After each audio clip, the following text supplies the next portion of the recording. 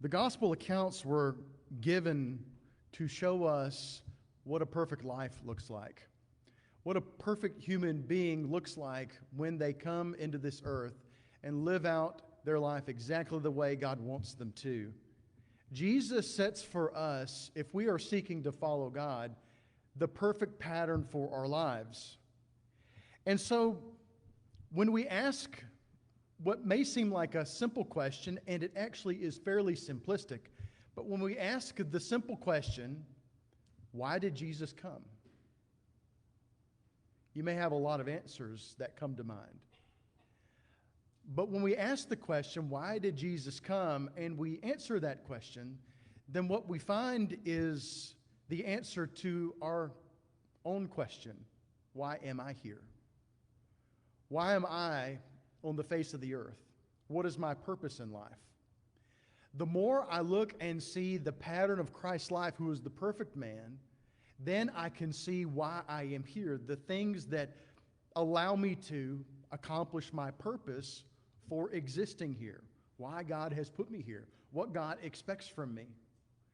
And this is a question that a lot of people ask, and they ask it as if it's some sort of profound, sort of deeply philosophical, maybe even a gotcha question. What's the meaning of life, and why are we here? What's the meaning of the universe, and all this sort of stuff. And really, that's why we have Matthew, Mark, Luke, and John. It's to show us and answer, why are we here? Why am I here? The pattern shows us our purpose. Often, when we think of the purpose of life, people's minds will go to what is, in some circles, called the Shema, or the greatest command, Deuteronomy 6, 4, and 5. Jesus was asked, what's the greatest command? And he said, love the Lord your God with all your heart, soul, mind, and strength. Some may answer the question with the last two verses of Ecclesiastes. What is the whole duty of man? To fear God and keep his commandments. But when we look at the pattern of Jesus' life, what we find is maybe not spelled out as much as lived out the answer for us. Why am I here? And so I want us to just dive right in. Let's see here. I want us to dive right into the very beginning of Mark. We're going to look at one of these gospel accounts that show us who Jesus was, and we're going to just start burning through it. And as you'll see, Mark is a little bit different than Matthew and Luke and John especially, in that he just starts going really fast. And he goes from one thing to the next, to the next, to the next. And what we're going to look at actually, when we're asking the question, why did Jesus come? What was his purpose in coming? What we're going to come across eventually is, in a couple dozen verses, is one snapshot of a day in his life. It's a study that I had heard of before. Maybe I'd done it myself, but I wanted to revisit this particular passage to look at what Jesus prioritizes in one day out of his life. But let's start right at the beginning of verse 1. Mark 1:1, the beginning of the gospel of Jesus Christ, the Son of God. As it is written in Isaiah the prophet, behold, I send my messenger before your face, who will prepare your way, the voice of one crying in the wilderness. Prepare the way of the Lord, make his paths straight. Verse 4, John appeared, baptizing in the wilderness and proclaiming a baptism of repentance for the forgiveness of sins. And all the country of Judea and all Jerusalem were going out to him, were being baptized by him in the river Jordan, confessing their sins. Now John was clothed with camel's hair and wore a leather belt around his waist and ate locusts and wild honey. He preached, saying, after me comes he who is mightier than I, the strap of whose sandals I am not worthy to stoop down and untie. I have baptized you with water, but he will baptize you with the Holy Spirit. Verse 9, in those days Jesus came. See, he's just moving right along quickly, isn't it? In those days, Jesus came from Nazareth of Galilee and was baptized by John in the Jordan. And when he came up out of the water, immediately he saw the heavens being torn open and the Spirit descending on him like a dove. And a voice came from heaven, you are my beloved Son, with you I am well pleased. Verse 12, the Spirit immediately drove him out into the wilderness. Of course, we go to Matthew. This is in Matthew chapter 4. But here we have this in just a couple of verses. The Spirit immediately drove him out into the wilderness, and he was in the wilderness 40 days being tempted by Satan, and he was with the wild animals, and the angels were ministering to him. Now, after John was arrested, Jesus came into Galilee proclaiming the gospel of God and saying, the time is fulfilled and the kingdom of God is at hand. Repent and believe in the gospel. And so we have a little bit of a window into it right there. This is parallels or dovetails, you might say, very nicely with what we looked at this morning. The idea that Jesus came preaching the kingdom, and in particular, preaching the gospel of the kingdom, the good news of the kingdom, which is very simplistic in its definition, but actually very broad in its meaning and application for us, isn't it? Verse 16. Passing alongside the Sea of Galilee, he saw Simon and Andrew, the brother of Simon, casting a net into the sea, for they were fishermen. And Jesus said to them, follow me, and I will make you become fishers of men. And immediately they left their nets and followed him. And going on a little farther, he saw James, the son of Zebedee, and John, his brother, who were in their boat mending the nets. And immediately he called them. And they left their father Zebedee in the boat with the hired servants and followed him. Now, verse 21 is where it starts. And they went into Capernaum, and immediately on the Sabbath he entered the synagogue and was teaching. And so the rest of what we're going to look at this evening takes place on this one 24-hour period. If you know me fairly well, you know that one of my favorite shows is 24. It's about one 24-hour period in real time. And when you think of the idea, if you've ever seen the show, then you know there's a lot that happens in one 24-hour period if you're watching it 1 second at a time. And that helps us to appreciate the limited amount of information that we have about Jesus' life and about the interesting nature of this one part that tells us so much stuff that happens within one 24-hour period. But when we look within this, what we find is, for lack of a better way of putting it, what we find is the balance that Jesus has in his priorities. What is Jesus' purpose? Why did he come? We answer that question by looking at what he does in one day of his life. So I'll start again here, verse 21. They went to Capernaum, and immediately on the Sabbath he entered the synagogue and was teaching.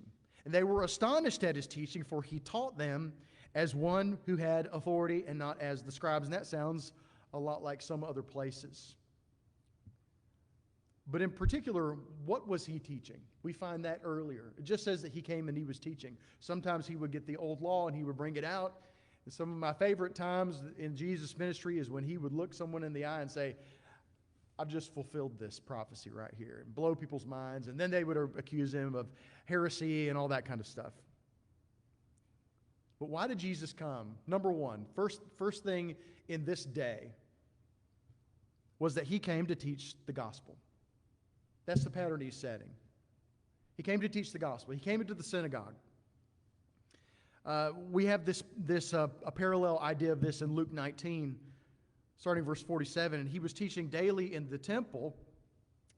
The chief priests and the scribes and the principal men of the people were seeking to destroy him, but they did not find anything they could do, for all the people were hanging on his words.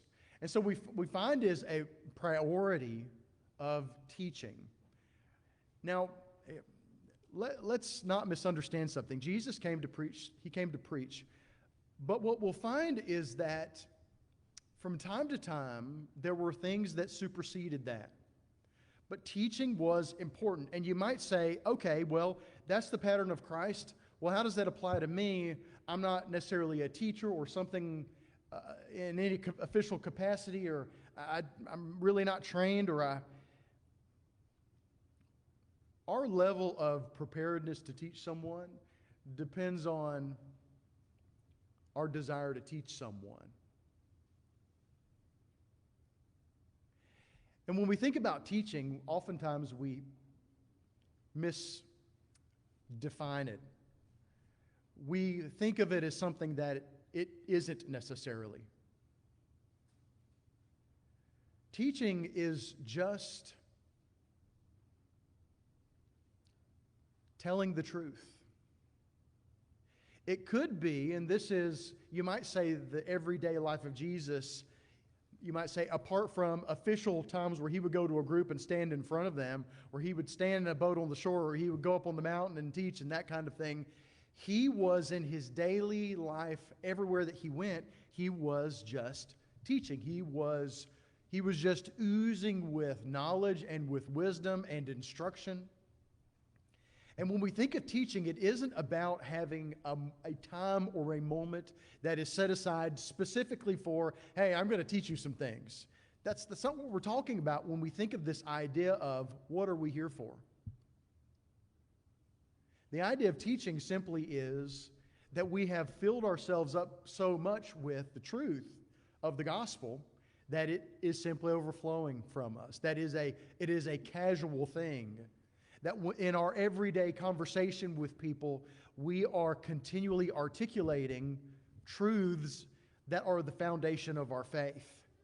That we are either correcting or instructing or encouraging or helping someone figure out some sort of nuance when it comes to the truth. And that's what Jesus did. And sometimes it was in official capacities, but that's not most of the time. Jesus had the heart of wanting to put people in possession of the truth. When we follow his pattern, we should want that type of a heart of wanting to have people in possession of the truth when they don't have it. To understand the severity of not being in possession of the truth so that we put people in possession of the truth. I'm reminded of Jeremiah. Remember how he described himself. He said, his word was in my heart like a burning fire, shut up in my bones. I was weary of holding it back, and I could not. I imagine Jesus was the same way. Everywhere he went, he was, unless it was on purpose, or unless he was following what Solomon says about not answering fools, lest you be like them. Jesus was going to teach. He was full of truth. John 1:14. The Word became flesh and dwelt among us, and we beheld His glory, the glory as of the only begotten of the Father, full of grace and truth. He was overflowing with it. And so why did Jesus come? Well, He came to tell the truth. He came to teach the gospel. We continue in Mark chapter 1, verse 23. Immediately, He's in the middle of teaching, all right? Immediately there was in their synagogue a man with an unclean spirit, and he cried out, "What have you to do with us, Jesus of Nazareth? Have you come to destroy us? I know who you are, the Holy One of God." Jesus rebuked him, saying, "Be silent and come out of him." Now, sometimes it seems a little weird why Jesus would tell somebody, you need to shut your mouth, even though they're telling the truth about him. There's a couple of reasons. Jesus had his own particular timing that he wanted in his ministry, where he would tell people that he healed, don't tell anybody about this yet, because he understood his own schedule, but sometimes it backfired. Sometimes people just went and told anyway, right?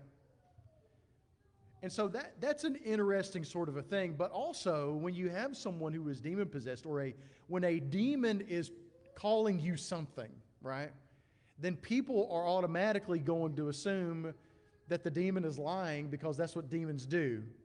And so we have something that's called the character of the witness. You know, you don't want your character witness, if you're on trial for something, to be an axe murderer or a drug dealer, right? And so you would say, no, don't tell people good stuff about me. I'm not your friend, you know, that kind of a. And so there's a couple of different ways. It's not really explained to us, but there's a couple of different ways we can look at this. Verse 26. The unclean spirit, convulsing him and crying out with a loud voice, came out of him. They were all amazed, so that they questioned among themselves, saying, "What is this? A new teaching with authority. He commands even the unclean spirits, and they obey him." And at once his fame spread everywhere throughout all surrounding region of Galilee. Hey, don't tell anybody. Instantly he's famous. One of the ways that you can think of Jesus' teaching ministry is you could sort of think of that as his job or his work. But all of a sudden, he's in the middle of his job, you might say, right? And then someone is in need. Someone's demon-possessed.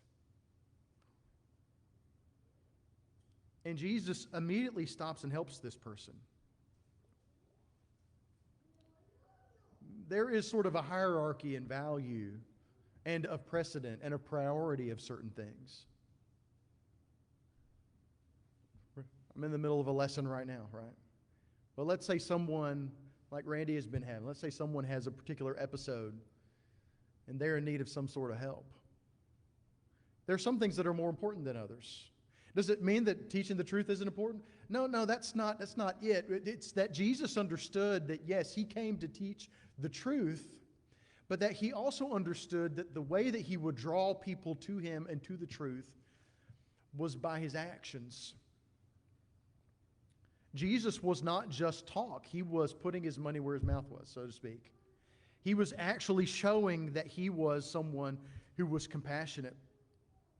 Jesus, some have said, it was aware of his surroundings, like Zacchaeus, up in a tree, or someone who touches the hem of his garment.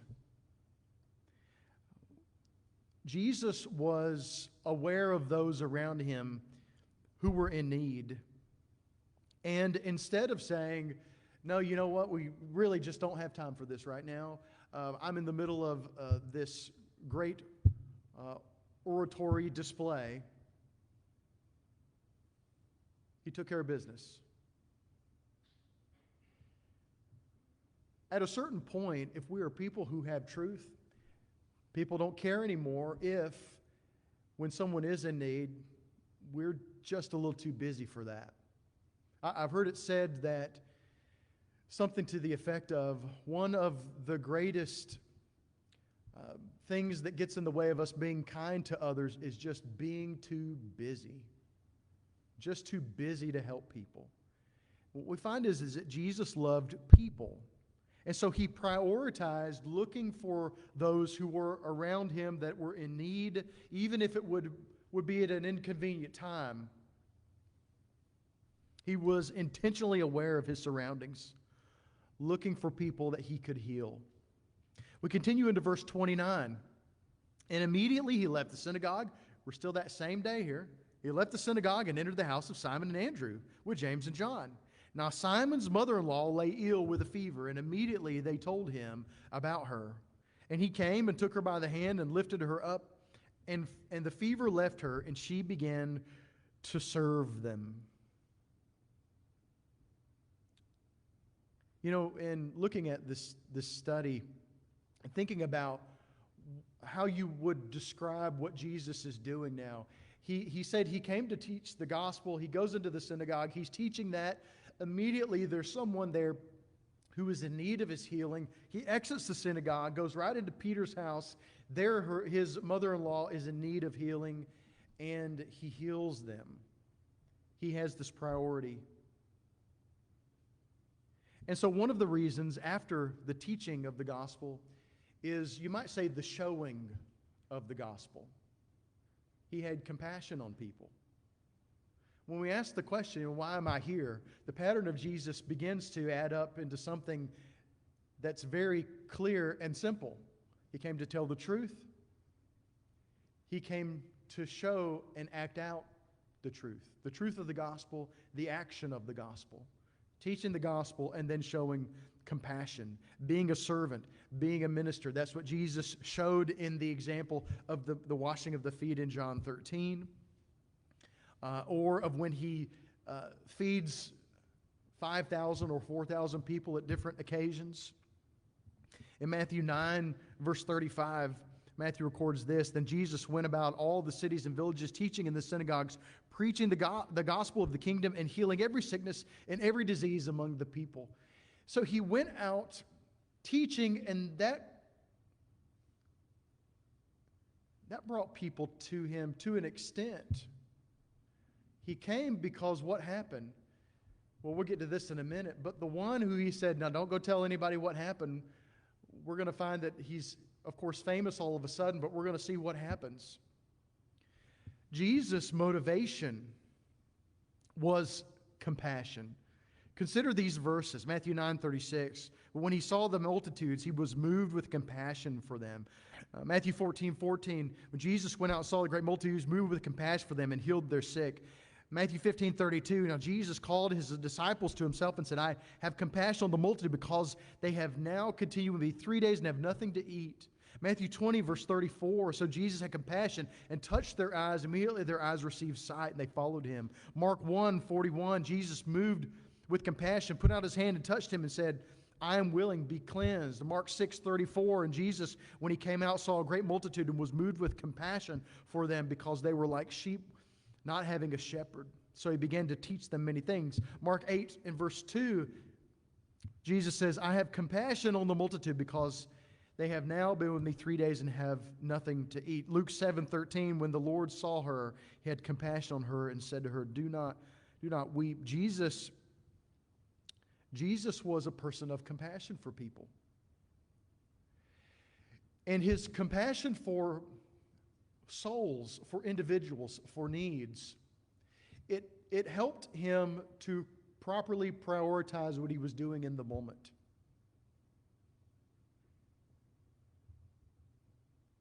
So when we think of ourselves and we think of the decisions that we make concerning those who are in need around us, we need to ask ourselves if we're motivated by compassion or if we have convinced ourselves that it's not convenient for me to do that. In other words, we've hardened our hearts and rationalized that we don't need to follow the example of Christ in having compassion for others. Now, the next few verses in Mark may seem like it's the same thing, and it is, but it isn't, because things really begin to heat up in the situation. It's the same day. We're back in Mark 1, verse 32. That evening at sundown, they brought to him all who were sick or oppressed by demons, and the whole city was gathered together at the door. And he healed many who were sick with various diseases and cast out many demons. And he would not permit the demons to speak because they knew him. The healing that he had caused that morning, the ramifications of that were that now the entire city was at the door needing his help. And you might say, well, he healed them, right? This is right? This is Jesus showing compassion, right? But what happens when it becomes not just ordinary service, ordinary ministry, where it becomes something that is beyond what is reasonably expected for us to do? That's what we have Jesus doing right now, and he doesn't complain. He doesn't say, I don't have enough time. He doesn't say, I'm tired. He just gets busy. And yes, he came to teach. He was interrupted. He has compassion for those. He helps. He heals them, the demon-possessed person and Peter's mother-in-law. And now we have an occasion where everyone in town is at their door. You know, we've had a moment like this, where we had hundreds of people here at the building. They had no reasonable expectation to expect us to really do anything that we did. There are a lot of people that they went beyond what they really should have done in pushing themselves. And it was beyond compassion. Jesus is not just showing the truth through his actions that he was teaching and now showing. He is now taking it to the next level. Now, what Jesus is doing is manifesting grace. Grace is the idea that what? That we give to others more than they deserve. We give them unmerited favor. We give them beyond what they are due. Jesus is going beyond. Let's see, how have I said it here? Jesus is not only showing compassion, but he's demonstrating grace. When you think of grace, grace is the embodiment. When we treat people better and we go above and beyond and we just say, I'm going to follow the steps of Christ until I pass out on the floor. When we say that, when we do that, when we have that attitude, we are demonstrating what grace is, because grace is the embodiment of the extravagance of the gospel. The gospel is something that comes in and does so much more than anyone deserves or expects it to do. You think of what Paul said in Ephesians 3:20, praise be to God, right? For he is doing what? He is doing more than we can ever ask or imagine or think or comprehend. He's doing it. Jesus goes beyond just compassion, and he goes to a place of showing extravagant grace. He's showing them that the gospel of God is all about pouring out on people more not only than they deserve, but than they would have ever expected to receive. Jesus is demonstrating that here. Complete selflessness. Now, when I look at myself, it's easy for us to make excuses. It's easy for us to let a grouchy or a bad attitude get in the way of even just minor things. But when we look to the pattern of Jesus and his demonstration here, what we find is a pattern that helps us say, what I do doesn't depend on my circumstances. I'm just choosing to do it. Everything I do not because they earn it, but because this is the pattern that Jesus has set. Paul describes his life and his ministry there at the very end in what I think is a way that really describes this kind of an attitude of extravagant ministry, of extravagant sacrifice, of a grace that shows the extravagance of the gospel. Paul says in 2 Timothy 4, and he also uses this same terminology in Philippians 2:17. He says, for I'm already being poured out as a drink offering. The time of my departure is at hand. Jesus came to pour himself out. Verse 35. This is the next morning. So we're still within that 24-hour period here. Rising very early in the morning while it was still dark, he departed and went out to a desolate place, and there he prayed. And so what did Jesus come to? What is his pattern? To teach the gospel, to show compassion, to demonstrate grace, and to spend time with the Father. You might say, well, wait a second. That's the reason he came? He was in heaven with the Father, right? Well, when he came to this earth, guess what? Guess what he entered into? Flesh. We call this the incarnation. The Word became flesh and dwelt among us. He came and was just a man. And so he needed time with the Father. You know, before and after he fed the 5,000, he spent time in a desert place alone in prayer. When his cousin John was killed, he went and he was alone. He valued time of meditation and prayer. He valued his relationship with the Father. He knew that his relationship with the Father was what would get him through the day. He valued his alone time because he understood that time, and it wasn't necessarily sleep, it was spiritual preparation with the Father that he spent because he understood that his downtime spending and meditating and praying with the Father was his way of preparing for service that was going to come in just a few minutes or hours. He knew that in order to go above and beyond, he needed to take care of himself. You might say, well, wait a second. You were just talking about pushing yourself until you fall over. What we're talking about is, we're talking about what we're doing spiritually. Yes, we need balance, and Jesus showed us balance.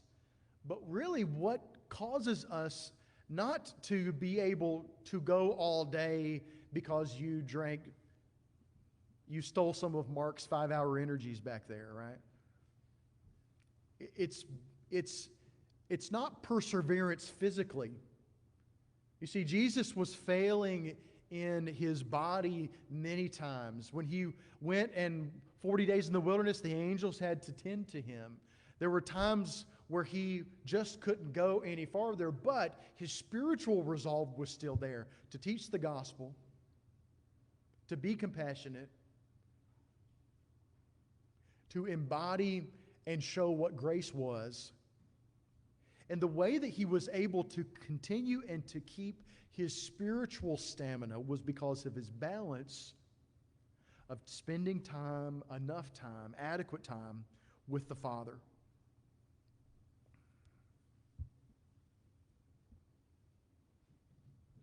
And so Jesus is alone in verse 36. Simon and those who were with him searched for him. They found him and said to him, "Everyone is looking for you." And he said to them, "Let us go on to the next towns, that I may preach there also. For that is why I came out." He did it all, and he's ready to do it again. What was it like, a day in the life of Christ, every day, over and over and over again?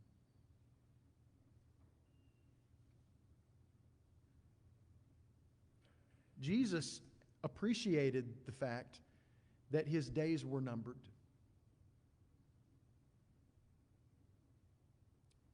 We understand that he had a 3-year ministry. We extrapolate that from how many Passover feasts we have recorded.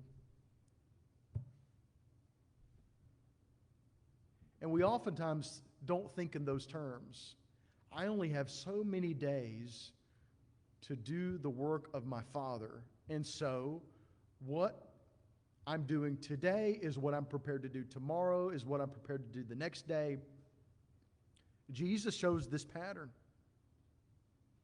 Every day he woke up saying, "This is the reason that I came, to teach the gospel, to show compassion, to demonstrate grace, and then to spend more time with the Father." He knew he needed to make the most of his days because he would be taken. We need to wake up every day with the same idea. Look, this isn't complicated. And that's what's brilliant about it. It's the simple pattern of Jesus. That when we wake up every day and we ask the question, okay, well, why am I here on the face of the earth today? Well, the pattern of Jesus would show us, well, you know what? I am here to spread the truth. That's what Jesus did. I'm here to show compassion to others. Well, that's what Jesus did. That's what he prioritized. I'm here to show the extravagance of the gospel by demonstrating grace. That's what Jesus did. I'm here to spend time with the Father because that's what Jesus did. You know, Paul uses this terminology. When you think of the reason why we're here, he uses this terminology in Ephesians and in Colossians, of this idea of redeeming the time, for the days are evil. And he says, walk as wise, or the term there also is translated as walk as circumspect. That means you're always looking around you. You're vigilant. You're on the watch. Because in every facet of our lives, Satan is trying to redeem it for his purposes. And so Jesus had to be vigilant in what his daily routine was. He had a purpose. He came to preach the gospel, and then they came to find him when he was spending time with the Father, And they said, everybody's looking for you. And he's like, well, let's go to these other cities because that's why I'm here. That's why I've come. And since Jesus is the perfect pattern for us, as the only perfect person to ever live, then this is the perfect pattern for us. These are ways of thinking. These are questions that we can ask in our daily lives. Am I doing these things? Am I tending toward these things? Or am I tending towards the opposite of these things? Am I letting others fill me with things of the world? Am I making myself too busy that I can't help somebody in need? Am I making a decision to treat someone how they deserve, or have I purposed myself to show the extravagance of the gospel through grace? Am I spending time with the Father? How many of us don't have a regular routine of just spending time in prayer and study just like Jesus did? It's very likely that if we don't have that one, then the other three are falling by the wayside. And we're having other priorities creep in. And we're having the pattern of Jesus sort of drift off to sort of the edges of our life. And we're thinking, well, that's a nice and a good way to think. But you know what? I've got a life to live. Instead of asking the question, why am I really here? And answering it by asking the question, why was Jesus here?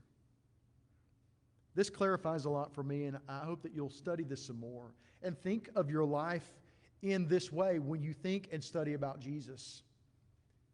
How does He show me how to live daily? How does He show me how to make priorities?